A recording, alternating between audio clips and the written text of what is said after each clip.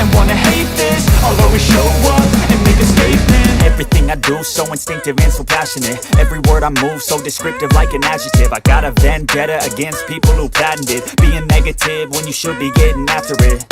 हमारे हीरो का नाम है सन जिन-वू, जो कि एक हंटर है और उसका रैंक ई है। ई जो कि सबसे लोएस्ट रैंक माना जाता है। यानी हमारा हीरो एक बहुत ही कमजोर हंटर है। हमारा हीरो एक बस में से उतरता है और कहता है, मैं सबसे कमजोर हंटर हूँ। हालांकि मैं खुद भी बहुत ज्यादा शर्मिंदा हूँ कि मुझे अपने आप को हंटर कहते हुए शर्म आती है, क्योंकि मैं बहुत ज्यादा कमजोर हूँ और मेरे पास कोई रीजनरेशन एबिलिटीज भी नहीं। मैं जितनी बार भी डंजन के अंदर जाता हूँ उतनी बार जख्मी होकर बाहर आता हूँ और कई बार तो मैं मरते मरते बचा हूँ। एक हंटर का काम अपनी जिंदगी को दांव पर लगाना है, लेकिन मैं फिर भी ये काम करता हूँ। इसलिए नहीं क्योंकि मुझे ये काम पसंद है, बल्कि पैसे के लिए करता हूँ। सन जिन-वू एक कंस्ट्रक्शन साइट की तरफ आ रहा होता है, जहाँ पर एक पोर्टल ओपन होता है, जिस पोर्टल में से होते हुए वो एक डंजन में जा सकते हैं। सन जिन-वू एक हंटर गिल्ड के साथ काम करता है। सन जिन-वू कहता है, अपनी हंटिंग से मुझे इतने पैसे मिलते हैं, उनसे मैं बड़ी मुश्किल के साथ अपनी बीमार माँ के हॉस्पिटल के बिल्स अदा करता हूँ। मेरे जैसे नॉर्मल इंसान के पास, जिसके पास कोई टैलेंट नहीं, उसे कोई और जॉब नहीं मिलती, इसलिए मुझे हंटर बनना पड़ा। कंस्ट्रक्शन साइट का सीन दिखाते हैं। वहाँ पर एक शख्स काफी पी रहा होता है, वहीं पर उसका दोस्त भी आ जाता है। काफी पीने वाला शख्स से कहता है, बैक तुम तो काफी ऐसे के बाद वापस आए हो, तुम तो एक हंटर नहीं बनना चाहते थे, इसलिए तुम्हारे गिल्ड को छोड़कर चले गए थे। बाप उसे कहता है, असल में मेरी बीवी प्रेग्नेंट है, हमारे यहाँ दूसरा बेटा होने वाला है, इसलिए मुझे पैसों की जरूरत थी। उसका दोस्त कहता है, ज्यादा पैसे कमाने के लिए एक डंजन के अंदर जाकर हंटिंग करने से ज्यादा आसान काम और कोई भी नहीं। बाप उसे कहता है, लेकिन मैं बहुत ज्यादा परेशान हूँ, क्योंकि मैं काफी अर्से से डंजन के अंदर नहीं गया, पता नहीं मेरे स्किल्स काम करेंगे भी या नहीं, कहीं मैं सबसे पीछे न रह जाऊँ। इसके बाद काफी वाला शख्स पीछे की तरफ देखता है तो सन जिन-वू आ रहा होता है। उसे कहता है, तुम्हारा शुक्रिया आने के लिए, जबकि बाकी के सारे हंटर भी सन जिन-वू को देखकर बहुत ज्यादा खुश होते हैं। उसे कहती है, तुम तो वाकई में आज भी आ गए, तुम तो बहुत अच्छे लड़के हो। कॉफी वाला शख्स सन जिन-वू से कहता है, क्या तुमने खाना खाया? सन जिन-वू से कहता है, हाँ मैंने खा लिया, मेरे बारे में इतनी फिक्र करने के लिए आपका शुक्रिया। बाप उस शख्स से पूछता है, ये लड़का कौन है? क्या ये बहुत एक्सपीरियंस हंटर है जो सारे लोग इसको देखकर बहुत ज्यादा खुश हैं? मुझे सस्ता शुरू हो जाता है। बाप से कहता है, तुम्हें नहीं पता, क्योंकि तुम जब छोड़कर गए थे तभी ये लड़का यहाँ पर आया था। इसका निकनेम तुम्हें बताऊं तो तुम भी ऐसा शुरू कर दोगे। इसका निकनेम ये है, दुनिया का सबसे कमजोर हंटर, क्योंकि यहाँ पर जितने भी हंटर्स हैं उनमें से सबसे ज्यादा कमजोर है। वैसे तो इसका रैंक ई है, लेकिन जितनी बार ये डंजन में जाता है, ये ई रैंक के मॉन्स्टर से भी मार खाकर वापस आता है। बाप उसे कहता है, वो हमारी बातें सुन सकता है, वो बहुत ज्यादा करीब है। जबकि सन जिन-वू की बातें सुन लेता है, कहता है, मैंने लोगों की सारी बातें सुन ली, लेकिन मैं क्या कर सकता हूँ, मैं उन्हीं सबसे ज्यादा कमजोर। सन सीधा कॉफी वाले के पास जाता है, उसे कहता है, क्या मुझे कॉफी का कप मिल सकता है? वो उसे कहता है, नहीं, सारी कॉफी खत्म हो गई। सन काफी ज्यादा उदास हो जाता है, कहता है, आज तो मुझे कॉफी भी नहीं मिली, आज का दिन तो बहुत ज्यादा बुरा है। उसी वक्त एक लड़की जिसका नाम जूही होता है, वो सन पर चलाना शुरू कर देती है और कहती है, तुम फिर से जख्मी होकर वापस आए हो। सन उसे कहता है, क्या तुम भी हमारे साथ डंजन में जाने वाली हो? जूही उसे कहती है, हाँ मैं भी जाने वाली हूँ, लेकिन मुझे ये बताओ तुम्हारे चेहरे पर चोट कैसे लगी? सन उसे कहता है, मुझे नहीं पता, हंटिंग के दौरान शायद मुझे कुछ चोट लग गई। जूही उसे कहती है, अच्छा ऐसा क्या हुआ था हंटिंग के दौरान? फिर वो दोनों बैठ जाते हैं। सन उसे सारी बात बताता है। जूही उसे कहती है, क्या तुम इतने ज्यादा जख्मी थे, तुम्हें हॉस्पिटल जाना पड़ा? सन उसे कहता है, हाँ हम लोग ई रैंक के मिशन पर थे और वहाँ पर सारे ई रैंक के मॉन्स्टर थे और मेरी सारी टीम में से मैं ही अकेला था जो बहुत ज्यादा जख्मी हो गया। जूही उसे कहती है, लेकिन ऐसा कैसे हुआ? क्या तुम्हारे पास कोई हीलर नहीं था? सन उसे कहता है, नहीं, असल में मेरी टीम में सारे मुझसे ज्यादा रैंक वाले थे, इसलिए उन्होंने अपने साथ कोई हीलर रखा ही नहीं। जूही उसे कहती है, लेकिन फिर भी उन्हें अपने पास एक हीलर तो रखना ही चाहिए। सन उसे कहता है, कोई बात नहीं, असल में वो लोग ज्यादा स्ट्रॉन्ग नहीं है, मैं ही बहुत ज्यादा कमजोर हूँ। फिर सन खड़ा हो जाता है और जूही से कहता है, मुझे लगता है कि सारी टीम डंजन के अंदर जाने वाली है, चलो हम लोग भी चलते हैं। वो सारे लोग उस पोर्टल के सामने इकट्ठे हो जाते हैं। उनकी टीम को जो शख्स लीड कर रहा होता है उसका नाम मिस्टर सॉन्ग होता है। मिस्टर सॉन्ग उसे कहते हैं, मुझे नहीं पता कि मुझे ये सब कुछ कहना चाहिए या नहीं, मैं पता नहीं क्वालिफाइड भी हूँ या नहीं, लेकिन इस रेट के लिए मैं तुम्हारा कैप्टन हूँ। एक लीडर की तरह मैं तुम्हारी टीम को लीड करूंगा, तुम सब लोगों को मेरी बात मानना होगी। कॉफी वाला शख्स उसे कहता है, मिस्टर सॉन्ग आपका रैंक हम सब में से ज्यादा हाई है, इसलिए आप हमारे लीडर बन सकते हैं, हमें इससे कोई मसला नहीं। बाकी के सारे लोग भी बात मान जाते हैं और कहते हैं, ठीक है आप हमारे लीडर हैं। सन जिन-वू भी हंसते हुए मिस्टर सॉन्ग से कहता है, डंजन में हमारा भी ख्याल रखिएगा। मिस्टर सॉन्ग सबसे कहते हैं, चलो अभी सब लोग अंदर चलते हैं और साथ ही वो सन जिन-वू से कहते हैं, प्लीज इस बार जख्मी मत होना, बस हमारे पीछे पीछे रहना। सन जिन-वू पोर्टल से अंदर दाखिल होते हुए कहता है, इस बार मुझे अपना बेस्ट देना होगा क्योंकि मुझे काफी सारे पैसों की जरूरत है। पूरी टीम के अंदर चले जाने के बाद काफी वाले दोनों शख्स बाहर खड़े होते हैं। दूसरा उसे कहता है, तुम किस बारे में सोच रहे हो? पहले वाला उसे कहता है, मैं तो बस सन जिन-वू को लेकर थोड़ा सा परेशान हूँ, आज तो मैं उसे काफी भी नहीं दे पाया। दूसरा लड़का उसे पूछता है, वो तो इस ग्रुप का सबसे वीक हंटर है, वैसे इस डंजन का डेंजर लेवल क्या है? दूसरा शख्स उसे कहता है, इस डंजन का रैंक डी है और साथ ही उसे कहता है, मैंने कभी भी सन जिन-वू को बिना जख्मी हुए डंजन से बाहर आते हुए नहीं देखा। नेक्स्ट सीन डंजन के अंदर का होता है। जूही जिन-वू के जख्मों को हील कर रही होती है क्योंकि जिन-वू फिर से जख्मी हो जाता है। जूही उसे कहती है, हर बार तुम्हें ऐसे जख्मी होने की क्या जरूरत है? अगर इतना ही मुश्किल है तो तुम ये काम करते क्यों हो? जबकि वहीं पर बाकी के टीम मेंबर बाकी के मॉन्स्टर्स को मार रहे होते हैं। जूही उन सबकी तरफ देखती है और कहती है, यहाँ पर सारे मॉन्स्टर्स मर चुके हैं, मुझे लगता है ये खत्म होने वाली है। वो सारे लोग अपने अपने मॉन्स्टर्स को मारने के बाद इकट्ठे हो जाते हैं और अपनी अपनी तारीफ कर रहे होते हैं। जूही जिन-वू से पूछती है, तुम्हारे पास कोई रीजन है? अरे तुम ये हंटर का काम छोड़ क्यों नहीं देते? जिन-वू हंसते हुए उससे कहता है, मैं सिर्फ मजे के लिए ये काम करता हूँ, अगर मैं ऐसा ना करूँ तो मैं तो बोर होकर मर जाऊंगा। हालांकि अंदर से मुझे सोचा होता है, अब मैं जूही को अपनी पर्सनल रीजन तो नहीं बता सकता, वरना मैं और भी ज्यादा शर्मिंदा हो जाऊंगा। जूही चिल्लाकर उसे कहती है, अब जल्दी से हंसना बंद करो वरना तुम्हारे जख्म फिर से खुल जाएंगे। मिस्टर सॉन्ग के हाथ में मैजिकल कोर होती है। जब भी वो एक मॉन्स्टर को मारते हैं तो उसके अंदर से एक मैजिकल कोर निकलती है। हालांकि सी रैंक के मॉन्स्टर को मारने पर भी उसके अंदर से मैजिकल कोर मिलती है, वो भी आसान में दिखती है। लेकिन जिन-वू के लिए सी रैंक के मॉन्स्टर को मारना बहुत ज्यादा मुश्किल है। जिन-वू के हाथ में एक ई रैंक की कोर होती है। जिन-वू कहता है, इतने ज्यादा जख्मी होने के बाद मुझे सिर्फ एक ई रैंक की कोर मिली है, जिससे मुझे ज्यादा पैसे नहीं मिलेंगे। हर रोज मैं अपनी जान खतरे में डालकर सिर्फ एक ऐसी कोर हासिल करता हूँ, ये तो बहुत ही कम है। उसी वक्त उनका टीम मेंबर उसे कहता है, यहाँ पर आओ, यहाँ पर एक और रास्ता है, डंजन के अंदर एक और रास्ता है। वो सारे उस रास्ते के सामने जाकर खड़े हो जाते हैं। मिस्टर सॉन्ग उसे कहती है, ये तो डबल लेयर डंजन है, मैंने इसके बारे में सुना था, आज पहली बार देख रहा हूँ। मिस्टर सॉन्ग अपने हाथ पर एक फायर बॉल बनाते हैं, उसे उस केव के अंदर फेंकते हैं जिससे रोशनी होती है और वो केव काफी ज्यादा लंबी होती है। मिस्टर सॉन्ग सारी टीम से कहते हैं, मेरी बात सुनो, अभी तक इस डंजन का दरवाजा बंद नहीं हुआ, इसका मतलब डंजन का बॉस भी जिंदा है और मुझे लगता है शायद बॉस इस केव के अंदर है। वैसे तो हमें अपने गेट वालों से रब्ता करना चाहिए और उनके ऑर्डर्स का वेट करना चाहिए, लेकिन अगर दूसरे हाई रैंक के हंटर्स यहाँ पर आ गए तो हमें बॉस में नुकसान हो जाएगा। क्यों ना हम लोग खुद ही जाकर उस बॉस को मार दें? मुझे पता है कि ये मिशन बहुत ज्यादा डेंजरस होने वाला है, तो क्यों ना हम लोग वोट करें। वोट में जो भी रिजल्ट निकलेगा उसके बाद कोई भी कंप्लेन नहीं करेगा। अगर वापस जाना होगा तो वापस जाएंगे, अगर अंदर जाना होगा तो अंदर जाएंगे। काफी सारे लोग अंदर जाने का कहते हैं, जबकि कुछ लोग वापस जाने का कहते हैं। उनकी टीम में टोटल 17 लोग होते हैं, 16 में से 8 कहते हैं हमें अंदर जाना है, जबकि 8 कहते हैं बाहर जाना है। बाहर जाने वालों में जूही भी शामिल होती है, वो भी कहते हैं मुझे अंदर नहीं जाना। सबसे लास्ट पर जिन-वू बच जाता है। मिस्टर सॉन्ग जिन-वू से कहते हैं, अब तुम बताओ हमें किस तरफ जाना है, तुम्हारे ऊपर डिपेंड करेगा, हमें बाहर जाना है या अंदर जाना है। सॉन्ग के हाथ में उसका एक ही मैजिकल कोर होता है। सॉन्ग कहता है, मेरे पास ज्यादा पैसे नहीं है और बहुत ही जल्दी मुझे अपनी बहन को कॉलेज में दाखिल करवाना है और मेरे बीमार माँ के हॉस्पिटल के बिल्स भी बढ़ते जा रहे हैं। जिन-वू से कहता है, मैंने फैसला कर लिया, हम लोग अंदर जाएंगे, बॉस को मारेंगे। फिर वो सारे लोग उस केव के अंदर चले जाते हैं। काफी देर चलने के बाद वो कहते हैं, यहाँ पर तो रास्ता खत्म ही नहीं हो रहा, काफी देर से हम लोग चल रहे हैं। वापस में बातें कर रहे होते हैं, कहते हैं एक बॉस को मारने के बाद 1 घंटे के बाद पोर्टल बंद हो जाता है और हमें यहाँ पर चलते हुए 40 मिनट हो गए हैं। अगर हम बॉस को मार भी देते हैं तो हमारे पास बाहर निकलने के लिए ज्यादा वक्त नहीं बचेगा। जिन-वू जूही से कहता है, मुझे माफ कर देना, मेरी वजह से तुम्हें यहाँ पर आना पड़ा, अगर मैं यहाँ पर आने के लिए वोट नहीं करता तो हम सब लोग बाहर चले जाते हैं। जूही से कहती है तुम्हें परेशान होने की जरूरत नहीं, मैं बिल्कुल ठीक हूँ। जिनू से कहता है क्या तुम वाकई में ठीक हो? जूही बहुत गुस्सा हो जाती है और उसे कहती है अगर मैं सच कहूँ तो मैं बिल्कुल भी ठीक नहीं हूँ, तुम्हारी वजह से मुझे यहाँ पर आना पड़ा। ये विषय बहुत ज्यादा डेंजरस है, तुम्हें जरा सा भी अंदाजा है मैंने अपनी कितनी ज्यादा हीलिंग पावर का इस्तेमाल कर दिया तुम्हें हील करने के लिए, और तुम फिर से बोस से फाइट करने के लिए यहाँ पर आ गए। अगर तुम जख्मी हो जाते हो तो मैं कैसे हील करूंगी? जिनू कहता है मैं तो सिर्फ इसी की वजह से अभी तक जिंदा हूँ क्योंकि ये बी रैंक की हीलर है और ये हमेशा फ्री में मुझे हील करती है। जिनू जूही से सॉरी कहता है, जूही से कहती है मुझे तुम्हारी सॉरी नहीं चाहिए। फिर जूही शांत हो जाती है और जिनू से कहती है अगर तुम्हें मुझसे माफी ही मांगनी है तो क्यों ना तुम मुझे खाना खाने के लिए अपने साथ ले जाओ। जिनू उसकी बात सुनकर शर्माना शुरू कर देता है। जूही सीधा देखते हैं और उसे कहती है क्या तुम मेरे साथ खाना खाने के लिए नहीं जाओगे? जिनू घबरा जाता है और उसे कहता है नहीं ऐसी बात नहीं है, हम दोनों डंजन से बाहर जाकर जाएंगे। आखिरकार वो सब लोग चलते हुए एंड तक पहुंच जाते हैं। वहाँ पर एक बड़ा सा दरवाजा होता है। मिस्टर सोंग से कहते हैं मुझे लगता है कि इस दरवाजे के बाहर बोस है। उस दरवाजे की तरफ देखकर कहती है अगर ये बोस का रूम है तो ये इतना ज्यादा डेंजरस क्यों नहीं है? यहाँ पर तो बहुत सारे मॉन्स्टर्स होने चाहिए थे। मिस्टर सोंग आगे बढ़ते हैं और दरवाजे को खोलते हैं और उसे कहती है क्या तुम यहाँ पर चलकर आने के बाद खाली हाथ वापस जाना चाहोगे? मिस्टर सोंग से कहती है मुझे लगता है कि हम लोग यहाँ पर आने वाले पहले हंटर्स हैं, अगर तुम लोगों को डर लग रहा है तो तुम लोग वापस जा सकती हो। मुझे अगर अकेले चलना पड़ा तो मैं अकेले अंदर चला जाऊंगा। सारी टीम वाली बातें करना शुरू कर देती है और कहती है मिस्टर सोंग सीएम के हंटर है और उनके स्किल्स भी बहुत ही अच्छी है, हमें इन पर भरोसा करना चाहिए। चलो सब लोग अंदर चलते हैं। मिस्टर सोंग सारे दरवाजे को खोल देते हैं। फिर सारे लोग अंदर दाखिल हो जाते हैं। वो लोग जैसे ही अंदर दाखिल होते हैं विशालें जलना शुरू हो जाती है। मिस्टर सोंग से कहती है मैंने कभी पहले ऐसी डंजन नहीं देखी। चलो सारे फैल जाते हैं और आसपास देखने को काम की चीज है नहीं। यहाँ पर देखकर तो नहीं लगता काफी ऐसे से यहाँ पर कोई आया होगा। वहाँ पर सामने कुछ पर एक बड़ा सा स्टैचू होता है जबकि इनके छोटे स्टैचूज होते हैं। उन स्टैचूज के हाथ में अजीब सी चीजें होती है, कईयों के हाथ में वेपन्स होती है और कईयों के हाथ में म्यूजिकल इंस्ट्रूमेंट्स। जिनू उनको देखकर कहता है यहाँ पर तो बहुत सारे स्टैचूज है, ये तो बहुत सारा ड्रामा लग रहा है। इनको देखकर कैसे लगता है जैसे कि हमें घूम रहे हैं। उन सबका ध्यान सेंटर में बैठे हुए बड़े स्टैचू पर पड़ता है। वो कहते हैं ये वाला तो बहुत ही बड़ा है, कहीं ये इनका बोस तो नहीं? मिस्टर सोंग से कहते हैं नहीं ये बोस नहीं हो सकता, ये तो सिर्फ एक स्टैचू है। लेकिन बाकी सारे स्टैचूज में से सिर्फ यही एक है जो बहुत बड़ा है। और सारे एरिया को चेक करने के बाद कहती है यहाँ पर तो एक भी मॉन्स्टर नहीं है, ना ही कोई बोस है, सिर्फ स्टैचूज के अलावा कुछ भी नहीं। उसी वक्त मिस्टर सोंग की नजर मैच का सील पर पड़ती है। मिस्टर सोंग स्टैचू का सील को भी देख रही होती है क्योंकि टीम का एक बंदा उनसे कहता है मिस्टर सोंग यहाँ पर है, इस स्टैचू पर कुछ लिखा हुआ है। वो सारे लोग उस स्टैचू के सामने जाकर खड़े हो जाते हैं। उस स्टैचू के ऊपर कुछ लिखा होता है। मिस्टर सोंग उसका पढ़ना शुरू करती है। उसके ऊपर हेडिंग में लिखा होता है काकिंग ऑन टेम्पल्स कमेंडमेंट्स। वहाँ पर टोटल 3 कमेंडमेंट्स होती है। सबसे पहली होती है लॉर्ड की पूजा करो, दूसरी होती है लॉर्ड की तारीफ करो और तीसरी कमेंडमेंट होती है कि अपनी वफादारी को साबित करो। उसी वक्त जूही जिनू से कहती है उस तरफ देखो, वो बड़े वाले बोस की आंखें हिल रही हैं। मुझे लगता है शायद वो हमारी तरफ ही देख रहा है। जिनू से कहता है तुम्हें बस कोई वहम हो गया है, वो सिर्फ एक स्टैचू है। उसी वक्त जिनू को कुछ महसूस होता है। जिनू कहता है अचानक मुझे डर महसूस हो रहा है। मिस्टर सोंग जो कि अभी भी वो पढ़ रहे होते हैं वो कहती है इन कमेंटमेंट्स के नीचे लिखा हुआ है अगर कोई इन तीनों कमेंटमेंट्स को फॉलो नहीं करेगा तो वो इस कमरे से जिंदा बाहर नहीं निकल पाएगा। और साथ ही दरवाजा बंद हो जाता है। दरवाजे के बंद होते ही सारी टीम घबरा जाती है तो कहती है अब हम लोग क्या करेंगे? दरवाजा तो बंद हो गया, हम लोग बाहर नहीं जा सकते। उनमें से एक बंदा कहता है तुम सब लोग तो बस ऐसी बकवास कर रहे हो, ये तो कुछ भी नहीं। मैं अभी जाकर दरवाजा खोलता हूँ और बाहर जाता हूँ। बहुत सा आसान है जो कुछ भी है वो तुम लोग रख सकते हो, मैं वापस जा रहा हूँ। वो जैसे जाकर दरवाजे को हाथ लगाता है मिस्टर सोंग चलाकर उसे कहते हैं दरवाजे के हैंडल से दूर रहो। उसी वक्त एक स्टैचू देता है, उसके हाथ में बड़ा सा कुल्हाड़ा होता है। वो स्टैचू को मार देता है और उसे मारने के बाद वो स्टैचू फिर से अपनी जगह पर खड़ा हो जाता है। अपनी टीम के एक बंदे को मरने के बाद बाकी के टीम मेंबर्स बहुत ज्यादा डर जाते हैं। तब कहते हैं क्या हमें सारे स्टैचू से फाइट करना होगी, ये तो बहुत बड़े हैं। जूही और जिनू बहुत ज्यादा घबरा जाते हैं। जूही जिनू से कहती है अगर वो वाला स्टैचू ले सकता है तो इसका मतलब बोस का स्टैचू जो मैंने अभी देखा था उसकी आंखें वाकई में हिल रही थी। आज ये पहली बार नहीं है जब मैं अपने आप को मौत के नजर करीब महसूस कर रहा हूँ। जब मैंने हंटर गिल्ड को ज्वाइन किया था तो अपनी पहली रेड के दौरान मैं अपनी पार्टी से अलग हो गया था और वहीं पर एक ई रैंक मॉन्स्टर ने मेरी बैक पर हमला किया था जिसकी वजह से मैं हफ्तों तक हॉस्पिटल में रहा। फिर एक बार मैं डंजन के अंदर काफी दिन तक बंद रहा जहाँ पर मैं भूख की वजह से मरने वाला था। हालांकि वो सारे डंजन लो रैंक के डंजन थे लेकिन फिर भी हर बार मैं मरते मरते बचा हूँ। फिर बाकी के सारे टीममेट्स अपने मैजिकल कोर्स को बेचकर अपने लिए बेहतरीन वेपन्स खरीदते थे ताकि वो पहले से भी ज्यादा स्ट्रॉन्गर मॉन्स्टर्स को हरा सके और ज्यादा पैसे कमा सके। लेकिन मैं ऐसा नहीं कर सकता था, मुझे अपनी माँ के हॉस्पिटल का बिल देने थे इसलिए मैं अपने लिए वेपन्स नहीं खरीदता था और मैं बिना वेपन्स के डंजन में आ जाता। और इसके अलावा मैं अपने लिए हीलर भी नहीं रख सकता था क्योंकि हीलर को भी पैसे देने पड़ते हैं और अगर मैं बहुत ज्यादा जख्मी हो जाता हूँ तो फिर के दोस्त मुझे अपने हीलर से हील करवा देते थे। यहाँ तक कि मेरे दोस्त भी बातें करते थे कि मैं हर बार डंजन से जख्मी होकर बाहर निकलता हूँ, हीलर्स के ऊपर बोझ पड़ जाता है, उन्हें हर बार मुझे हील करना पड़ता है। और फिर उन सब लोगों ने मुझे वीकेस्ट हंटर कहना शुरू कर दिया कि मैं हर बार डंजन में जाता हूँ और जख्मी होकर वापस आता हूँ क्योंकि मैं सबसे ज्यादा वीक हूँ। हालांकि मैं एक हंटर हूँ लेकिन मैं बिल्कुल यूजलेस हूँ। ये सारी बातें करने के बाद हमारी स्टोरी फिर से प्रेजेंट में आ जाती है। जिनू जैसे बोस के स्टैचू की आंखों की तरफ देखता है तो उसकी आंखें चमकी होती है। जिनू जल्दी से चलाकर बाकी टीम वालों से कहता है जल्दी से नीचे झुक जाओ। उनमें से आधे लोग तो जल्दी से झुक जाते हैं लेकिन आधे लोग खड़े रहते हैं। बोस स्टैचू की आंखों से लेजर निकलता है क्योंकि सामने उनकी तरफ अटैक करता है। जितने भी खड़े होते हैं वो सारे के सारे मर जाते हैं लेकिन मिस्टर सोंग का हाथ भी कट जाता है। बात किम से कहता है क्या तुम ठीक हो? किम से कहता है हम बिल्कुल ठीक हो। वो सारे लोग भी नीचे झुके होते हैं। मिस्टर किम कहती है मैं तो बड़ी मुश्किल से बचा हूँ, अगर जिनू चिल्लाकर नहीं कहता तो हम लोग भी मर चुके होते। जबकि जूही इस सब की वजह से बेहोश हो जाती है। जिनू उसके पास ही बैठा होता है, उसे जगाने की कोशिश कर रहा होता है। मिस्टर सोंग चिल्लाकर बाकी टीम वालों से कहते हैं अपनी जगह पर बैठे रहो, कोई भी खड़े होने की कोशिश मत करना, अगर हम लोग खड़े होंगे तो ये हम पर फिर से अटैक करेगा। मिस्टर सोंग जिनू के पास जाते हैं, उनसे कहते हैं तुम्हें घबराने की जरूरत नहीं, ये सिर्फ बेहोश हुई है। हालांकि ये बी रैंक की हीलर है लेकिन फिर भी ये सिर्फ बेसिक रेट्स वाली जाती है। लेकिन ये वाली रेट कोई बेसिक नहीं लग रही। जितने लोग तुम्हारी बात सुनकर झुक गए थे वो सारे लोग बच गए जबकि बाकी के सारे मारे गए। जिनू से कहता है क्या वाकई में ऐसी बात है? मिस्टर सोंग से कहती है क्या तुम इसलिए नहीं चिल्लाए थे कि तुम्हें पता चल गया था कि वो लेजर अटैक करने वाला है? जिनू मिस्टर सोंग से कहता है नहीं ऐसी कोई बात नहीं है, मुझे बस लगा कि यहाँ पर खतरा है इसलिए मैंने कहा कि नीचे झुक जाओ। जिनू की नजर मिस्टर सोंग के बाजू पर पड़ती है और मिस्टर सोंग से कहता है आपका बाजू कट गया है। मिस्टर सोंग से कहते हैं कोई बात नहीं, ऐसे छोटे मोटे हादसे होते रहते हैं, जल्दी से आकर मेरी ब्लीडिंग रोकने में मदद करो। जिनू मिस्टर सोंग का बाजू बांधने के लिए बैठ जाता है। मिस्टर सोंग से कहते हैं तुम्हें क्या लगता है इस बोस का लेवल क्या होगा? वैसे तो मुझे भी नहीं पता क्योंकि मैं आज तक सिर्फ ए रैंक या फिर डी रैंक की रेस पर ही गया हूँ। कभी कभार मैं बी रैंक की रेट पर भी चला जाता हूँ। मिस्टर सोंग से कहते हैं लेकिन मैं इतना जरूर कह सकता हूँ कि ये डंजन ना तो ए रैंक है ना ही बी रैंक है क्योंकि ए रैंक और बी रैंक की डंजन में भी इतने खतरनाक मॉन्स्टर्स नहीं होते। और जो बिग बॉस हो मुझे ऐसा लगता है। साथ ही मिस्टर सोंग से कहते हैं उस स्टैचू के ऊपर लिखा हुआ था 3 कमेंटमेंट्स के बारे में, पहली लॉर्ड की पूजा करो, दूसरा लॉर्ड की तारीफ करो और चौथा अपनी फेथ को साबित करो। अगर तुम लोग ऐसा नहीं करते तो तुम लोग इस कमरे से जिंदा बाहर नहीं निकल सकते। जिनू मिस्टर सोंग से कहता है तो इसका मतलब ये जो कुर्सी पर बैठा है यही इन सबका लॉर्ड है और हम इन सबको नहीं हरा सकते। और यही बात फिर से बैकग्राउंड स्टोरी बताई जाती है कि आज से 10 साल पहले इस तरह के पोर्टल्स ओपन होना शुरू हुए थे। इससे बहुत ही अजीब सी बातें होना शुरू हो गई। हमारे इंसानों में बहुत सारे ऐसे इंसान थे जो कि हंटर्स बन गए और उनके अंदर बहुत सारी सुपर एबिलिटीज आ गई। मैं भी एक हंटर बन गया लेकिन मेरे अंदर कोई भी ऐसी सुपर एबिलिटी नहीं आई, इसलिए मेरा रैंक सिर्फ ई रहा। हालांकि मैं नॉर्मल इंसानों से बहुत ज्यादा पावरफुल हूँ लेकिन दूसरे हंटर्स के मुकाबले में मेरी पावर बहुत ज्यादा कम है। कोई भी नॉर्मल इंसान इन पोर्टल्स को पार करके अंदर नहीं आ सकता। सिर्फ हम हीरोज ही हैं जो कि डंजन्स को पार करके अंदर आते हैं और इन मॉन्स्टर्स को मारते हैं। लेकिन कई बार ऐसा होता है कि डंजन में कुछ ऐसे मॉन्स्टर्स निकल आते हैं जो कि हमारी सोच से भी ज्यादा डरावने होते हैं। जिनू मिस्टर सोंग से कहता है क्या आप ठीक है? आपकी ब्लीडिंग तो रुक ही नहीं रही। मिस्टर सोंग से कहते हैं इसके अलावा हम लोग काट भी जा सकते हैं। यहाँ पर आते वक्त मैंने अपने साथ 3 हीलर लिए थे, उनमें से एक हीलर तो लेजर बीम की वजह से मर गया, उसकी तो बॉडी भी नहीं मिल रही, जबकि दूसरा हीलर बहुत डर गया है और तीसरा हीलर वो लड़की है जो कि पहले से बेहोश हो चुकी है। मुझे नहीं लगता कि थोड़े वक्त के लिए मुझे कोई हीलर मिलने वाला है। मिस्टर सोंग जिनू से कहते हैं मुझे लगता है कि हमें यहीं पर झुके रहना चाहिए जब तक कि सिचुएशन थोड़ी ठीक नहीं हो जाती। जैसे हमें मौका मिलेगा हम लोग यहाँ से भाग जाएंगे। सारी टीम वाले बैठे रो रहे होते हैं और कहते हैं हमारे साथ ऐसा क्यों हो रहा है, ये तो सिर्फ एक डी रैंक की डंजन थी, यहाँ पर इतना पावरफुल बॉस कैसे हो सकता है? जिनू भी सोच रहा होता है अगर हम यहीं पर खड़े रहे तो क्या हम बच पाएंगे, लेकिन अगर हम यहाँ से भाग जाते जाते हैं तो दरवाजे पर वो गार्ड है, वो भी हमें मार डालेगा। मुझे नहीं लगता कि स्टैचू को यहाँ से निकलने देंगे। उसी वक्त उनकी टीम का एक और मेंबर खड़ा हो जाता है, कहता है मैं यहाँ पर ऐसे नहीं मर सकता, मुझे यहाँ से वापस जाना है। मैंने इतनी मुश्किल से एक बड़े गेट को ज्वाइन किया था, अब मैं यहाँ पर मर नहीं सकता। उस हंटर की स्पेशल पावर स्पीड है, अपनी मसल्स पर जोर डालकर बड़ी स्पीड से आगे बढ़ सकता है। मिस्टर सोंग चिल्लाकर उसे कहती है तुम क्या करने की कोशिश कर रही हो, मैंने तुमसे कहा कि हिलना मत। वो हंटर मिस्टर सोंग से कहता है मुझे इस बात की जरूरत परवाह नहीं, मुझे पता है कि मेरी स्पीड बहुत ज्यादा है, मैं स्टैचू को पकड़ने से पहले यहाँ से निकल जाऊंगा। वो अपना स्टैंड लेकर एक जोरदार जंप लगाता है और स्पीड के साथ दरवाजे की तरफ जाता है। जैसे वो दरवाजे के थोड़ा सा करीब हो जाता है उसी वक्त वो बड़ा स्टैचू उसके ऊपर लेजर अटैक करता है और उसके पांव के अलावा और कुछ भी नहीं बचता। बाकी के हंटर थोड़ी ज्यादा घबरा जाते हैं और चिल्लाना शुरू कर देते हैं। जीनू भी कहता है ये स्टैचू तो जिस वक्त चाहे तब मार सकते हैं। मिस्टर किंग कहते हैं इनके लिए हमें मारना तो एक कीड़े को मारने से ज्यादा आसान है। मिस्टर सोंग कहते हैं अगर इसे मारना चाहे तो हम सबको एक साथ मार सकते हैं। जीनू उनसे पूछता है तभी ये लोग हमें मार क्यों नहीं रहे। मिस्टर सोंग से कहते हैं मुझे क्या पता, हालांकि ये स्टैचू हमें जब चाहे मार सकते हैं लेकिन ये हम पर अटैक नहीं कर रहे। ये बाकी मॉन्स्टर से बहुत ज्यादा अलग है। बाकी मॉन्स्टर्स देखते ही अटैक करना शुरू कर देते हैं लेकिन ये लोग सोचे समझे प्लान के तहत काम कर रहे हैं। जैसे कि वो दरवाजे के पास वाला स्टैचू जैसे दरवाजे को हाथ लगाओ तब वो अटैक करता है, जबकि जो बड़ा वाला बोस स्टैचू जैसे हम लोग हरकत करते हैं तब हम पर अटैक करता है। मुझे लगता है ये पैटर्न में अटैक कर रहे हैं। पैटर्न का लफ्ज सुनते ही जीनू को समझ आ जाती है कि यहाँ पर क्या चल रहा है। जीनू उनसे कहता है मुझे लगता है इस कमरे के अंदर एक रूल है, हमें रूल्स को फॉलो करना होगा। जीनू की नजर उन कमेंटमेंट्स पर पड़ती है। जीनू मिस्टर सोंग से कहता है आखिर उन तीनों कमेंटमेंट्स में क्या लिखा हुआ था, उनमें से पहली कमेंटमेंट कौन सी थी। मिस्टर सोंग से कहते हैं उनमें से पहली ये थी लॉर्ड की पूजा करो। जीनू उस बड़े स्टैचू की तरफ देखता कहता है मुझे लगता है ये बड़ा स्टैचू लॉर्ड है और साथ ही वो थोड़ा सा ऊपर की तरफ उठना शुरू करता है। मिस्टर सोंग से कहते हैं कहीं तुम पागल तो नहीं होगे, तुम मारी जाओगे। जीनू से कहता है ऐसी बात नहीं है, मुझे लगता है कि मैंने फिगर कर लिया है। ये बड़ा वाला स्टैचू हम पर तब अटैक नहीं करता जब हम लोग हरकत करते हैं, बल्कि ये तब अटैक करता है जब हम लोग एक सर्टेन हाइट से ऊपर उठते हैं। मुझे लगता है कि मैंने पहली कमेंटमेंट का मतलब समझ लिया है, लॉर्ड की पूजा करनी मतलब लॉर्ड के सामने झुकना है, हमें सबको इसके सामने झुकना होगा। मिस्टर कीम और बैग से कहते हैं कहीं तुम पागल तो नहीं होगे, इसका मतलब ये कैसे हो सकता है। जीनू से कहता है मैं बिल्कुल ठीक कह रहा हूँ, लॉर्ड की पूजा करना इसका मतलब यही है कि हमें इसके सामने झुकना होगा, हम इसके सामने झुकेंगे तो ये हम लोगों पर अटैक नहीं करेगा। मिस्टर सोंग हंसते हुए से कहते हैं इसके अलावा हम कुछ कर भी नहीं सकते। फिर वो सबसे कहते हैं सभी लोग इसके सामने झुक जाओ। वो सारे लोग बोस स्टैचू के सामने झुक जाते हैं और कहते हैं हमें जिंदा रहना है, हमें यहाँ से निकलना होगा। अगर ऐसा करके हम लोग यहाँ से निकल सकते हैं तो हम लोग ऐसा जरूर करेंगे। थोड़ी देर इसी तरह झुके रहने के बाद जैसे वो स्टैचू की तरफ देखते हैं तो उस बड़े स्टैचू के चेहरे के एक्सप्रेशन बदल जाते हैं। वो हंसना शुरू कर देता है। मैं कहता है इसके चेहरे के एक्सप्रेशन के साथ क्या हुआ, क्या हमें इस तरह देखकर खुश हो रहा है। जीनू फिर से सोचना शुरू कर देता है, कहता है पहले इसने कितने लोगों पर अटैक किया, कितनों को इसने मार दिया, हमें इसे कितने जिंदा है, हमें कितनी देर तक इस तरह इसके सामने झुका रहना होगा। मैं कहता है मुझे लगता है कि इसने अटैक करना बंद कर दिया है, मुझे लगता है कि हम लोग खड़े हो सकते हैं। क्या वाकई में हमारा इसके सामने झुकना काम आ गया। साथ ही बैग बिल्कुल खड़ा हो जाता है तो उनसे कहता है इसने अटैक करना बंद कर दिया है, देखो तुम लोग भी खड़े हो सकते हो। फिर आस्ते आस्ते सारे हंटर खड़े हो जाते हैं और कहते हैं ये तो वाकई में इसने अटैक करना बंद कर दिया, इसका मतलब हम लोग यहाँ से निकल सकते हैं। जीनू से कहता है नहीं, हम लोग अभी तक सेफ नहीं है। उसी वक्त वो बड़ा सा स्टैचू अपनी कुर्सी से उठकर खड़ा हो जाता है। सारे हंटर्स फिर से घबरा जाते हैं और कहते हैं कहीं ये हमसे फाइट तो नहीं करने वाला। मिस्टर सोंग चिल्लाकर जीनू से कहते हैं अब जल्दी से बताओ हमें क्या करना है, क्या तुम्हारे पास और भी कोई प्लान है। जीनू मिस्टर सोंग से कहता है मुझे नहीं पता क्या करना है, मुझे नहीं पता कि यहाँ पर क्या हो रहा है। उसी वक्त वो बड़ा स्टैचू अपना पैर उठाता है और हंटर्स को मारने की कोशिश करता है। वो सारे हंटर्स उसके पांव से नीचे से दूर हो जाते हैं। जीनू चिल्लाकर उनसे कहता है मैंने पहले कहा था इस डंजन रूम के अपने रूल्स हैं, हमें कमेंटमेंट्स को फॉलो करना होगा। पहला रूल था इसकी पूजा करो, वो हमने कर दी, अब इसकी प्रेस करनी है, यानी हमें इसकी तारीफ करना होगी। वो सारे हंटर्स हैरान परेशान हो जाते हैं और कहते हैं हम लोग इसकी प्रेस कैसे करेंगे, हमने तो कभी प्रेस की ही नहीं। उनमें से एक हंटर कहता है मैं ऐसा कर सकता हूँ, पहले मैं चर्च का मेंबर हुआ करता था, वहाँ पर मैं स्पीच देता था और वहाँ पर हम गॉड की प्रेस के लिए गाना भी गाते थे। वो हंटर आगे बढ़ता है और अपने गले में पहने हुए क्रॉस के नेटर्स को पकड़ते हुए कहता है लॉर्ड मैं आपका बंदा हूँ, मेरे ऊपर अपनी ब्लेसिंग्स की बरसात करो और मुझे एक नया इंसान बना दो जो कि गुनाहों से पाक हो। मेरे अंदर से सारी डार्कनेस को खत्म कर दो और मेरी सारी कमजोरियों को दूर कर दो। मेरे लॉर्ड मैं आपसे बहुत ज्यादा प्यार करता हूँ, आपको मेरी मदद करनी है। मिस्टर किंग कहते हैं क्या वाकई में इसकी प्रेस काम कर रही है। वो कहता है शायद काम कर रही है क्योंकि उसके बाद वो सारे लोग बहुत ज्यादा घबरा जाते हैं। जीनू कहता है हम इसकी प्रेस कैसे करें, ये तो कोई गार्ड नहीं बल्कि एक डेविल है। जीनू कहता है दोनों ही तरफ मौत है, पीछे हमारे ये बड़ा सा स्टैचू है जबकि सामने वो स्टैचू से लोग गार्ड के तौर पर है। जैसे हम लोग उस स्टैचू से करीब जाते हैं वो हम पर अटैक करते हैं और अगर हम सेंटर में रहते हैं तो ये बड़ा स्टैचू हम पर पैर रख देगा। जीनू उन सारे स्टैचू की तरफ देखता है कहता है किसी के पास कुल्हाड़ा है, किसी के पास एरो है, किसी के पास तलवार है और किसी के पास इंस्ट्रूमेंट्स है, हम लोग यहाँ से भाग नहीं सकते, हम लोग क्या करें, मुझे सोचना होगा। साथ वो फिर से हैरान हो जाता है कहता है दीवार के साथ जो छोटे स्टैचूज हैं उनमें से आदमी के पास हथियार है और आदमी के पास इंस्ट्रूमेंट्स है, लेकिन उनके पास म्यूजिकल इंस्ट्रूमेंट्स क्यों है, क्या वो अपने म्यूजिकल इंस्ट्रूमेंट्स के साथ हम पर अटैक करने वाले हैं। साथ ही जीनू सोचता है ऐसा नहीं हो सकता, जैसे हम लोग उन गार्ड के करीब जाते हैं वो हम पर अटैक करते हैं, इसका मतलब उनके पास हथियार है इसलिए वो अटैक करते हैं। अगर हम इंस्ट्रूमेंट्स वालों के पास जाएंगे तो हम लोगों पर अटैक नहीं करेंगे क्योंकि उनके पास म्यूजिकल इंस्ट्रूमेंट्स है, हथियार नहीं। जीनू सारे हंटर से कहता है जल्दी से भागकर इंस्ट्रूमेंट्स वाले स्टैचू के पास चले जाओ। मिस्टर सोंग भागते हुए इंस्ट्रूमेंट वाले स्टैचू के पास चले जाते हैं। वो जैसे उसके सामने जाकर रुकते हैं वो स्टैचू इंस्ट्रूमेंट को जाना शुरू कर देता है। मिस्टर सोंग अपने बाकी के टीम मेंबर से भी कहते हैं ये लोग हम पर अटैक नहीं करे, जल्दी से इंस्ट्रूमेंट वाले स्टैचू के सामने जाकर खड़े हो जाओ। वो सारे लोग इंस्ट्रूमेंट वाले स्टैचू ढूंढकर उनके सामने जाकर बैठ जाते हैं और वो इंस्ट्रूमेंट बजना शुरू हो जाते हैं। मिस्टर किंग भी जाकर एक इंस्ट्रूमेंट वाले स्टैचू के सामने बैठ जाते हैं और रोना शुरू कर देते हैं क्योंकि वो मिस्टर बाकी बहुत वजह से बहुत ज्यादा सोता होते हैं। जीनू ने जूही का हाथ पकड़ा होता है, वो दोनों इकट्ठे होते हैं। जीनू भागता हुआ जीनू जूही को अपने साथ लेकर एक इंस्ट्रूमेंट वाले स्टैचू के सामने जाकर खड़ा हो जाता है और कहता है जल्दी से इंस्ट्रूमेंट जाना शुरू करो, लेकिन वो इंस्ट्रूमेंट नहीं बचता। जीनू और जूही बहुत ज्यादा घबरा जाते हैं और कहते हैं आइए बच क्यों नहीं रहा। जूही रोना शुरू कर देती है और जीनू से कहती है कहीं ऐसा तो नहीं कि एक स्टैचू के नीचे दो लोग इकट्ठे नहीं खड़े हो सकते, अगर हम दो इकट्ठे खड़े होंगे तो ये नहीं बचेगा। जीनू को जैसे इस बात की समझ आती है जीनू जूही का हाथ छोड़ देता है और भागता हुआ दूसरी तरफ चला जाता है और जूही से कहता है कि यहीं पर रहना तुम सेफ रहोगी। वहीं स्टैचू में लास्ट पर एक स्टैचू होता है, जीनू भागता हुआ उसकी तरफ जा रहा होता है। जीनू को लगता है शायद उसके पास म्यूजिकल इंस्ट्रूमेंट है और बड़े वाला स्टैचू पर पैर रखता है, लेकिन जीनू बड़ी मुश्किल से डॉज करता है और भागता हुआ उस बड़े से स्टैचू के पास पहुंच जाता है जिसके पास उसे लगता है कि उसके पास म्यूजिकल इंस्ट्रूमेंट है। मिस्टर सोंग चिल्लाकर उसे कहते हैं तुम गलत स्टैचू के सामने हो, जल्दी से वहां से निकलो। असल में स्टैचू के पास कोई म्यूजिकल इंस्ट्रूमेंट नहीं बल्कि एक शील्ड होती है। जीनू उसके सामने जाकर गिर जाता है और वो स्टैचू अपनी शील्ड के साथ जीनू पर अटैक करता है। जीनू फिर से रेंगता हुआ दूसरे स्टैचू की तरफ जाता है, कहता है मुझे इंस्ट्रूमेंट वाला कोई स्टैचू ढूंढना होगा और साथ ही वो अपने गार्ड से कहता है अगर बाकी में कोई गार्ड है तो मेरी मदद करो, मुझे कोई ऐसा इंस्ट्रूमेंट वाला स्टैचू दे दो जिससे मेरी जान बच सके। जीनू कहता है अभी मैं मौत और जिंदगी के बीच खड़ा हूँ, मेरे हाथ में जिंदगी की डोर है जो कि बिल्कुल टूटने वाली है, लेकिन साथ ही वो रेंगता हुआ स्टैचू के सामने पहुंच जाता है। तो स्टैचू वाली और गाना गाना शुरू कर देती है जिसकी वजह से जीनू की जान बच जाती है और ये स्टैचू कमरे का लास्ट इंस्ट्रूमेंट वाला स्टैचू होता है। उन सारे स्टैचू के गाना गाने के बाद उनकी दूसरी कमेंटमेंट पूरी हो जाती है और वो बहुत स्टैचू वहीं पर रुक जाता है। जूही भागती हुई जीनू के पास आती है और उसे पूछती है क्या तुम ठीक हो, लेकिन जैसे जूही से करीब आती है वो अपने मुंह पर हाथ रखकर रोना शुरू कर देती है क्योंकि लास्ट शील्ड के अटैक की वजह से जीनू का एक पांव कटकर अलग हो जाता है। जूही वहीं पर खड़ी रोना शुरू कर देती है। जूही जल्दी से कटी हुई टांग के पास बैठ जाती है और उसे अपनी मैजिकल पावर से हील करने की कोशिश करती है। जीनू जूही से कहता है तुम्हें ये सब करने की जरूरत नहीं, तुम मुझे हील नहीं कर पाओगी। जूही से कहती है आराम से बैठे रहो, मुझे कोशिश करने दो। जूही अपनी बहुत ज्यादा मैजिकल पावर इस्तेमाल कर लेती है जिसकी वजह से उससे नाक और मुंह से खून बहना शुरू हो जाता है। मिस्टर सोंग और बाकी के हंटर्स जूही के लिए परेशान होते हैं और कहते हैं क्या ये बिल्कुल ठीक है, हमें इस बात की खुशी है कि जीनू भी बच गया। मिस्टर किंग कहते हैं हम लोग यहाँ पर 17 लोग आए थे और हमें से सिर्फ 6 लोग जिंदा बचे हैं और उनमें से 2 बहुत ज्यादा जख्मी है। मिस्टर सोंग का हाथ कट गया है और मिस्टर जीनू की टांग कट गई है। मिस्टर किंग मिस्टर सोंग से कहते हैं ये तो बहुत बुरा हुआ कि आपका हाथ कट गया, लेकिन ये सब कुछ आपकी गलती की वजह से हुआ है। टीम लीडर के तौर पर आपने गलत फैसला किया, हम सबको यहाँ पर लेकर आए, यहाँ से बाहर निकल के आपको सजा दी जाएगी। उसी वक्त वो बहुत सारी से हिलना शुरू हो जाता है और अपने हाथ को हिलाता है और अपने हाथ का इशारा करते हुए जमीन में से तो पत्थर निकालता है। असल में वो पत्थर सैक्रिफाइस के लिए टेबल होता है, जिसे आल्टर भी कहते हैं। सारे अंडर से देखकर बहुत हैरान हो जाते हैं और कहते हैं अब क्या, अब हमें क्या करना होगा। मिस्टर किंग कहते हैं आए सबका क्या मतलब है। जिन उनसे कहता है ये एक आल्टर है, हमें यहाँ पर अपना सैक्रिफाइस रखना होगा। वो लोग जिन से पूछते हैं अब सैक्रिफाइस का क्या मतलब है। उन्हें बताता है पुराने वक्तों में ऐसे क्या करते थे, पत्थर के ऊपर अपने सैक्रिफाइस पेश किए जाते थे जो कि गॉड के लिए होते थे। वहाँ पर या तो अपना ब्लड किया जाता था या फिर जानवरों की बलि चढ़ाई जाती थी या फिर कुंवारी लड़कियों की। और इस रंजन की तीसरी कमेंटमेंट यही थी कि अपनी फेथ को साबित करो। जिन उनसे कहता है ये हमारा लास्ट स्टेप है, अगर हम लोगों ने इसे पार कर लिया तो हम लोग यहाँ से बाहर जा पाएंगे। मिस्टर किंग जल्दी से अपनी तलवार निकाल लेते हैं और कहते हैं चाहे मैं कितना ही बेवकूफ क्यों ना हूं, लेकिन मुझे समझ आ रही है यहाँ पर क्या चल रहा है। मिस्टर किंग मिस्टर सोंग से कहते हैं मुझे लगता है शायद हमें यहाँ पर किसी की बलि चढ़ानी होगी। साथ ही वो अपनी तलवार मिस्टर सोंग के गले पर रख लेता है और कहता है ये सब कुछ आपकी वजह से हुआ है और मुझे लगता है यहाँ पर सिर्फ आपकी बलि चढ़ानी चाहिए। आपके गलत फैसले की वजह से मेरा दोस्त मिस्टर ब्लॉक मारा गया, उसकी बीवी प्रेग्नेंट थी, वो अपनी फैमिली के लिए यहाँ पर आया था, जबकि 10 और हंटर भी मारे गए। तुम हमारे टीम लीडर हो, तुम्हें हम सबकी जिम्मेदारी लेना होगी। अब जल्दी करो और इसको साबित करो। जिन्होंने मिस्टर किंग से कहता है आप ये बिल्कुल भी ठीक नहीं कर रहे। मिस्टर किंग से कहते हैं तुम अपनी बकवास बंद करो, मुझे यहाँ पर मरना नहीं है। मिस्टर सोंग किंग से कहते हैं तुम बिल्कुल ठीक कह रही हो, मुझे तुम सबकी जिम्मेदारी लेना होगी। अपनी तलवार को हटा लो, मैं अपनी मर्जी से ये सब कुछ करना चाहूंगा। मैं तुम लोगों के लिए अपनी बलि जरूर दूंगा। जिन्हों चिल्लाकर उनसे कहता है लेकिन ये मिस्टर सोंग की गलती कैसे हो सकती है, हम सब लोगों ने वोट किया था, उसी के बाद हम लोग यहाँ पर आए हैं। मिस्टर सोंग चलते हुए सीधे उस पत्थर के पास चले जाते हैं। जैसे ही उस पत्थर के पास जाकर खड़े होते हैं उनके वहाँ पर जाने से एक रेड फायर चलती है। मिस्टर किंग कहते हैं अब क्या होने वाला है। मिस्टर सोंग जिन्हों से कहते हैं मैं यहाँ पर आ गया, अब मुझे क्या करना होगा। जिन्हों सोचना शुरू कर देता है, कहता है इसके वहाँ पर जाने से एक रेड फ्लेम चली है, इसका मतलब क्या है, क्या इसे सैक्रिफाइस नहीं चाहिए। साथ ही वो बाकी हंटर से कहता है क्या कोई मेरी मदद करेगा, मुझे अपने साल्टर पर जाना है। दो हंटर्स आगे बढ़ते हैं और जिन्हों को पकड़ लेते हैं और उसे उठाते हुए सहारा देते हैं और कहते हैं तुम्हारा मतलब क्या है। जिन्हों से कहता है मुझे वहाँ पर लेकर जाओ, मुझे लगता है कि वहाँ पर कोई नुकसान नहीं होगा। जैसे वो तीनों लोग साल्टर पर पहुंचते हैं वहाँ पर 3 और फायर चल जाती है। जिन्हों आते हैं मिस्टर सोंग से कहता है अगर हम लोग यही साल्टर पर खड़े रहे तो क्या दूसरे लोग बचाने के लिए आएंगे। मिस्टर सोंग से कहते हैं मुझे नहीं पता, वैसे भी इस रंजन के पोर्टल को ओपन हुए पूरा एक हफ्ता हो चुका है क्योंकि ये सिर्फ एक डी रैंक की डंजन है, इसलिए बहुत सारे हंटर्स यहाँ पर नहीं आना चाहते क्योंकि यहाँ पर इतना ज्यादा फायदा नहीं होता, ताकि मॉन्स्टर्स कमजोर होते हैं। साथ ही जिन्हों बैकग्राउंड स्टोरी बताता है कि जैसे हमारी दुनिया में एक पोर्टल ओपन होता है तो उसका 7 दिन का टाइम होता है। 7 दिन के बाद उसका दरवाजा मुकम्मल तौर पर खुल जाता है और वो मॉन्स्टर्स हमारी दुनिया में आ सकते हैं। हंटर्स की रेस का यही मकसद होता है कि हमें 7 दिन के अंदर उन सारे मॉन्स्टर्स को भी मारना है और उनके बॉस को मारना है ताकि इस पोर्टल को बंद किया जा सके। जैसे बॉस मर जाता है पोर्टल बंद हो जाता है। जिन्हों कहता है अगर हमने मॉन्स्टर्स को यहाँ पर नहीं रोका तो इसका मतलब ये मॉन्स्टर्स हमारी दुनिया में बाहर चले जाएंगे। जिन्हों जूली और किंग से भी कहता है तुम दोनों यहाँ पर आ जाओ। जिन्हों से कहता है यहाँ पर हर शख्स के लिए एक रेड फ्लेम चल रही है, अगर हम लोग सारे यहाँ पर इकट्ठे नहीं होंगे तो हमारा ट्रायल शुरू नहीं होगा। मिस्टर किंग और जूही भी वहाँ पर आ जाते हैं। जैसे वो लोग आकर वहाँ आल्टर पर खड़े होते हैं उनके लिए भी 2 और फ्लेम्स चलती है, टोटल 6 फ्लेम्स हो जाती है और फिर साथ ही एक बड़े से दायरे में ब्लू रंग की फ्लेम्स भी चलती है। और जैसे ही ब्लू रंग की फ्लेम्स चलती है दरवाजा खुलना शुरू हो जाता है। मिस्टर सोंग मिस्टर किंग ने देखकर बहुत हैरान हो जाते हैं और कहते हैं दरवाजा अब यहाँ कैसे खुल गया, क्या इसका मतलब हम लोग यहाँ से जा सकते हैं, यहाँ पर कुछ और होने वाला है। और साथ ही ब्लू फ्लेम्स में से एक फ्लेम बुझ जाती है और उसके बुझते ही वो स्टैच्यूज जो 2 दीवारों के साथ खड़े थे वो आगे बढ़ना शुरू हो जाते हैं। मिस्टर सोंग और मिस्टर किंग चिल्लाकर कहते हैं अब क्या होगा, ये लोग तो हमारी तरफ आ रहे हैं। एक एक करके वो ब्लू फ्लेम्स बुझना शुरू हो जाती है और वो बड़े स्टैच्यूज में करीब आना शुरू हो जाते हैं। जिन्हों फिर से अपने दिमाग का इस्तेमाल करता है और उसे समझ आती है कि जितनी देर हम लोग स्टैच्यूज की तरफ देखते रहते हैं वो स्टैच्यूज खड़े रहते हैं। जैसे हम अपनी आंखें दूसरी तरफ करते हैं वो आगे की तरफ मूव करते हैं। जिन्हों जूही से कहता है जल्दी से अपनी आंखें खोलो, तुम आंखें बंद करती हो तो आगे बढ़ते हैं। मिस्टर किंग से कहते हैं क्या तुम ऐसा कहना चाहते हो कि बचपन में जो हम गेम खेला करते थे जैसे हम अपनी आंखें बंद करेंगे तो प्लेयर आगे बढ़ जाएगा, इसका मतलब हमें अपनी आंखें बंद नहीं करनी, हमें सिर्फ स्टैच्यूज की तरफ देखते रहना है। वो स्टैच्यूज जैसे ही करीब आ रहे होते हैं उनमें से एक घंटा लड़की चिल्लाते हुए वहाँ से भागना शुरू कर देती है और दरवाजे की तरफ जाती है। जैसे वो लड़की आगे को छोड़ती है उसके नाम की फ्लेम बुझ जाती है लेकिन वो लड़की भागती हुई दरवाजे से बाहर चली जाती है। मिस्टर किंग बहुत हैरान हो जाते हैं और कहते हैं इससे तो कुछ भी नहीं हुआ, ये तो यहाँ से बाहर चली गई। मिस्टर सोंग भी कहते हैं ये कैसे हो गया, वो तो दरवाजे से जिंदा बाहर चली गई, एक बंदे के कम होने से सिर्फ दरवाजा थोड़ा सा बंद हुआ है। जिन्हों सोचते हुए कहता है आखिर सबका क्या मतलब हो सकता है। जैसे हम 6 लोग इस आल्टर पर खड़े हुए 6 के लिए एक ही रेड फ्लेम चली, एक ब्लू फ्लेम थी लेकिन ब्लू फ्लेम्स अब यहाँ खत्म होना शुरू हो गई। जैसे ही घंटे दरवाजे से बाहर चली गई उसके नाम की रेड फ्लेम खत्म हो गई जिसकी वजह से दरवाजा थोड़ा सा बंद हो गया। क्या दरवाजे का खुलना एक ट्रैप हो सकता है। सबसे पहले हमने लॉर्ड की पूजा की, उसके बाद हमने उसकी प्रेस की, अब हमें अपनी वफादारी साबित करनी है। क्या हमें यहीं पर खड़े रहना चाहिए, कैसी तरह से वफादारी साबित होगी। अगर हम गेट से बाहर गए तो शायद हम लोग बाहर जाकर बच जाए। जिन्हों के साथ खड़ा दूसरा हंटर से कहता है मुझे माफ कर देना, मैं और ज्यादा बर्दाश्त नहीं कर सकता और वो जिन्हों को पीछे की तरफ धक्का देते हुए वहाँ से भाग जाता है और वो वाला हंटर भी दरवाजे को पार कर जाता है और बाहर चला जाता है। उस हंटर के नाम की रेड फ्लेम भी बुझ जाती है जिससे दरवाजा थोड़ा सा और क्लोज हो जाता है। जिन्हों चिल्लाकर मिस्टर किंग से कहता है तुम लोग यहीं पर रहो, अगर हम इससे और ज्यादा लोग जा सके तो हमारे पास इतनी आंखें नहीं बचेंगी कि हम इन सारे स्टैच्यूज की तरफ देख सके। ये स्टैच्यूज हमारे करीब पहुंच जाएंगे और हमें मार देंगे। मिस्टर सोंग से कहते हैं जिन्हों एक्सप्लेन करो तुम्हारी बात का क्या मतलब है। जिन्हों से कहता है मेरी बात का मतलब है कि हमें यहीं पर रहना है तब तक जब तक ये ब्लू फ्लेम्स अपने आप खत्म ना हो जाए। जैसे ब्लू फ्लेम खत्म हो जाएंगी ये स्टैच्यूज यहीं पर रुक जाएंगे और हम लोग बाहर जा पाएंगे। मुझे लगता है कि ब्लू फ्लेम्स टाइमर की तरह काम कर रही है। मिस्टर किंग जिन्हों से कहते हैं लेकिन मुझे ऐसा लग रहा है जैसे ब्लू फ्लेम्स का ताला दरवाजे के बंद होने से है, अगर ये सारी ब्लू फ्लेम्स बुझ जाएंगी तो दरवाजा मुकम्मल तौर पर बंद हो जाएगा और हम लोग बाहर नहीं जा पाएंगे। मिस्टर किंग से कहते हैं वैसे मुझे कभी नहीं लगा था कि तुम जैसा ई रैंक का लड़का भी हमारी इतनी ज्यादा मदद कर सकेगा। तुम्हारा बहुत बहुत शुक्रिया, तुमने अभी तक मेरी जान बचाकर रखी। मैंने हमेशा तुम्हारा मजाक उड़ाया है, तुम्हें कमजोर समझा है और मैं अपने इस बिहेवियर पर बहुत ज्यादा शर्मिंदा हूँ। यहाँ पर बहुत सारे लोग हैं जिनमें से बहुत सारे मर चुके हैं और जितने भी जिंदा हैं वो सारे तुम्हारी वजह से हैं। और साथ ही मिस्टर किंग रोना शुरू कर देते हैं, उनसे कहते हैं मेरी भी एक फैमिली है, मैं यहाँ पर मरना नहीं चाहता, मुझे जिंदा रहना है, मुझे माफ कर देना, मुझे नहीं लगता कि मैं यहाँ पर ज्यादा देर के लिए रुक सकता हूँ, मुझे वापस जाना है अपनी फैमिली के पास। और मिस्टर किंग ऑर्डर को छोड़कर भागते हुए दरवाजे से बाहर चले जाते हैं और कहते हैं मुझे माफ कर देना। जिन्हों बहुत ज्यादा उदास हो जाता है और रोते हुए कहता है तुम्हें माफ कर दूं, मुझे तो तुम्हारी बात पर हंसी आ रही है, तुम्हारे यहाँ से भाग जाने का मतलब ये है कि हम तीनों में से कोई भी यहाँ पर जिंदा नहीं बचेगा। जिन्हों अपने सर पर हाथ रखकर उदास होकर वहीं पर बैठ जाता है। मिस्टर सोंग दरवाजे की तरफ देखते हैं और कहते हैं मिस्टर किंग के भागने के बाद दरवाजा और भी ज्यादा क्लोज हो गया है। मिस्टर सोंग से कहते हैं वैसे तो बहुत देर हो चुकी है लेकिन मुझे समझ आ गई है यहाँ पर क्या चल रहा है। वो जिन्हों से कहते हैं जूही को अपने साथ लो और यहाँ से चले जाओ, जब तक इस आल्टर पर एक भी इंसान मौजूद रहेगा तब तक ये दरवाजा मुकम्मल तौर पर बंद नहीं होगा। तुम और जूही की जिंदगी भी बहुत बड़ी है, तुम अभी जवान हो, जल्दी से यहाँ से चले जाओ। मिस्टर सोंग जूही से कहते हैं जिन्हों की मदद करो और दोनों यहाँ से निकल जाओ। लेकिन जूही डर के मारे जमीन पर बैठी होती है और उसकी टांगें बिल्कुल भी काम नहीं कर रही होती। थोड़ी देर पहले उसने अपनी सारी पावर इस्तेमाल कर दी थी जिन्हों को हील करने में, क्योंकि मिस्टर सोंग से कहती है लेकिन मेरी टांगें काम नहीं कर रही, मैं चल नहीं पाऊंगी। जूही वहीं पर बैठकर रोना शुरू कर देती है। मिस्टर सोंग जूही से कहते हैं मुझे लगता है शायद तुमने अपनी माना की पावर बहुत ज्यादा इस्तेमाल कर दी, इसी वजह से तुम्हारी टांगें काम नहीं कर रही। जिन्हों मिस्टर सोंग से कहता है आप जूही को अपने साथ लें और यहाँ से चले जाए, वैसे मेरी एक टांग नहीं है, मैं चल नहीं पाऊंगा, आप जूही को उठा लें और यहाँ से बाहर चले जाए, मैं यहीं पर रुकता हूँ। जूही जाकर जिन्हों से कहती है नहीं तुम्हारी वजह मैं यहाँ पर रुकती हूँ। जिन्हों जूही से कहता है मैंने तुमसे वादा किया था कि यहाँ से बाहर जाकर तुम्हें खाना खिलाऊंगा। साथ ही जिन्हों अपना मैजिकल कोर से देते हुए कहता है तुम जाकर खाना खा लेना, मैं बाद में आकर तुम्हें ज्वाइन करूंगा, अगर मैं जिंदा वापस आ गया तो मैं तुमसे अपना मैजिकल कोर वापस ले लूंगा और खाना भी खाऊंगा। जूही रोना शुरू कर देती है। मिस्टर सोंग उसकी गर्दन में मारते हैं जिससे वो बेहोश हो जाती है और कहते हैं बच्चों वाली बातों का वक्त नहीं, और साथ ही जूही को अपने कंधे पर उठा लेते हैं। जिन्हों मिस्टर सोंग से कहता है जूही का ख्याल रखना मेरे लिए। मिस्टर सोंग से कहते हैं हाँ मैं जरूर रखूंगा। फिर जिन्हों वहीं पर उदास होकर बैठ जाता है जबकि मिस्टर सोंग जूही को उठाकर वहाँ से चले जाते हैं। मिस्टर सोंग जूही को लेकर जैसे दरवाजे से बाहर निकलते हैं जिन्हों कहता है चलो शुक्र है बाकी सब तो यहाँ से चले गए, सिर्फ यही मुझे यहाँ पर मरने वाला हूँ, अगर मुझे पता होता कि मैं इस रंजन के अंदर मरने वाला हूँ तो मुझे इंश्योरेंस करवा लेनी चाहिए। चाहिए थी। अब मेरी माँ और मेरी बहन का क्या होगा? वही ऑर्डर पर तलवार गिरी होती है। जीनू तलवार को उठा लेता है और कहता है अब जब मैं मरने वाला हूँ तो मेरी कोशिश यही होगी कि मैं मरने से पहले एक मॉन्स्टर को तो अपने साथ लेकर ही जाऊँ। वो सारे स्टैचू मुझसे उसके बहुत ज्यादा करीब पहुंच जाते हैं। जीनू का ब्लड बहने की वजह से वो बेहोश होने की कगार पर होता है। उसकी आंखें बंद हो रही होती है जिसकी वजह से वो स्टैचू और भी ज्यादा करीब हो जाती है। जीनू अपनी तलवार उनके सामने करता है और कहता है अटैक करो मुझ पर, मैं तुम्हें से एक को तो जरूर मारूंगा। लेकिन साथ ही वो स्टैचू अपने भाले से उस पर अटैक करता है और जीनू के पास में अपना भाला दर्शाते हुए उसे ऊपर उठा लेता है और उसे आल्टर के पत्थर पर फेंक देता है। जीनू बेचारा खून में लेटा आल्टर के पत्थर पर लेटा होता है और यही कह रहा होता है मैं मरना नहीं चाहता, काश मेरे पास एक मौका होता, काश मुझे एक और चांस मिल जाए। मेरे पास में मेरी फैमिली है, मुझे भी उनकी केयर करनी है, मैं भी यहाँ पर मरना नहीं चाहता। हालांकि ये फैसला मेरा था कि मैं यहाँ पर रुकता हूँ, लेकिन मैं मरना नहीं चाहता। वो बड़ा सा स्टैचू फिर से उस पर अटैक करने वाला होता है। जीनू कहता है काश मेरे पास एक और चांस होता, मुझे पास एक और चांस मिल जाए, मैं यहाँ पर नहीं मरना चाहता। जैसे वो बड़ा स्टैचू पर अटैक करने वाला होता है वो सारी की सारी ब्लू फ्लेम्स बुझ जाती है और उन ब्लू फ्लेम से बुझने के साथ ही वो सारे स्टैचू वहीं पर रुक जाते हैं और एक अलार्म बजने के साथ ही जीनू के सामने एक विंडो ओपन होती है। तुमने सीक्रेट मिशन की सारी रिक्वायरमेंट्स को पूरा कर लिया है। जीनू कहता है आगे सीक्रेट मिशन क्या है और मैंने कौन सी रिक्वायरमेंट्स को पूरा कर लिया है और साथ ही फिर से आवाज आना शुरू होती है जो कि इस विंडो पर लिखा होता है। वही उसको आवाज आ रही होती है। जीनू कहता है अब इसका क्या मतलब है? वहीं पर एक और विंडो ओपन होती है जिस पर लिखा होता है तुमने रिक्वायरमेंट्स पूरी कर ली, अब तुम एक प्लेयर बन सकते हो। क्या तुम एक प्लेयर बनना चाहोगे? तुम्हारे पास ज्यादा वक्त नहीं बचा। अगर तुम एक्सेप्ट नहीं करते तो 0.02 सेकंड्स के अंदर ही तुम मर जाओगे और अगर तुम एक्सेप्ट करते हो तो तुम एक प्लेयर बन जाओगे। जीनू कहता है अगर मैं एक्सेप्ट करता हूँ तो मुझे मरना नहीं पड़ेगा। मुझे लगता है शायद यही वो सेकंड चांस है जिसका मुझे इंतजार था। मुझे मरना नहीं है, मुझे एक्सेप्ट है, मैं प्लेयर बनना चाहूंगा। जीनू जल्दी से एक्सेप्ट कर लेता है। उस विंडो पर लिखा जाता है वेलकम प्लेयर और साथ ही जीनू की बॉडी में से रोशनी निकलती है और वो सारे स्टैचू खत्म हो जाते हैं। नेक्स्ट सीन में जैसे जीनू की आंख खुलती है जीनू एक हॉस्पिटल के बिस्तर पर बैठा होता है। जीनू अपने आसपास देखता है और कहता है क्या मैं कोई सपना देख रहा था? उस वक्त दरवाजा खुलता है और अंडर एसोसिएशन गेट से दो इंस्पेक्टर आते हैं। जीनू उन्होंने से पूछता है तुम लोग कौन हो? वो लोग उसे कहते हैं हमें माफ कर देना, हम तुम्हें डराना नहीं चाहते थे, लेकिन हम काफी देर से तुम्हारा इंतजार कर रहे हैं कि कब तुम्हें होश आएगी। हम लोग कोरियन अंडर गेट के इंस्पेक्टर हैं। जीनू उनसे कहता है लेकिन इंस्पेक्टर मुझसे मिलने के लिए क्यों आए हैं? वो इंस्पेक्टर जीनू को बताते हैं कि तुम पिछले 3 दिन से बेहोश थे। जीनू उनसे पूछता है जूही और मिस्टर सॉन्ग का क्या हुआ, क्या वो दोनों ठीक है? वो इंस्पेक्टर से कहते हैं हाँ बिल्कुल ठीक है, लेकिन मिस्टर सॉन्ग का क्योंकि बाजू कर लिया था इसकी वजह से वो मुझे नहीं लगता कि वो हंटर का काम कर पाएंगे, शायद वो रिटायर हो जाए। और जूही अभी भी हॉस्पिटल में है क्योंकि उसने बहुत ज्यादा माना इस्तेमाल कर लिया था और वो ड्रामा से बाहर नहीं निकली। मुझे नहीं लगता कि वो दोनों दोबारा हंटर्स एसोसिएशन को ज्वाइन करना चाहेंगे। साथ ही वो इंस्पेक्टर मिस्टर किंग के बारे में बताने लगते हैं। जीनू से कहता है नहीं उनके बारे में रहने दो, मुझे उनके बारे में नहीं जानना। इंस्पेक्टर जीनू से कहता है उस डंजन में जो कि डबल ए डंजन थी वहाँ पर से जितने भी लोग जिंदा बाहर निकले उनकी टोटल तादाद 6 है। हालांकि हम सब लोग जानते हैं कि डंजन के अंदर मॉन्स्टर से बहुत ज्यादा खतरा होता है तो बहुत सारे हंटर्स मरते भी हैं, लेकिन इस तरह इकट्ठे बहुत सारे हंटर्स एक साथ मरना बहुत ही अनोखी बात है। जब हमारे इंस्पेक्टर और व्हाइट टाइगर गिल्ड के लोग वहाँ पर पहुंचे तब तुम आल्टर के पत्थर पर अकेले लेटे हुए थे। तुम्हारे अलावा वहाँ पर कोई भी नहीं था, कोई स्टैचू भी नहीं। वो कमरा तुम्हारे अलावा बिल्कुल खाली था, वहाँ पर कोई भी नहीं था। जीनू से कहता है लेकिन ऐसा कैसे हो सकता है? इंस्पेक्टर से कहते हैं हाँ हमें भी यकीन नहीं हो रहा क्योंकि बाकी के बयान के मुताबिक वहाँ पर स्टैचू थे और उतनी सारी लाशें भी थी। सारे बचने वालों ने जो बयान दिया था वो सबका एक जैसा था, इसलिए हमें इस बात पर यकीन करना पड़ेगा। और तुम्हारे बारे में हमारा यही याद है कि तुम्हें डबल वेगनिंग मिली है। जीनू से कहता है डबल वेगनिंग का क्या मतलब है?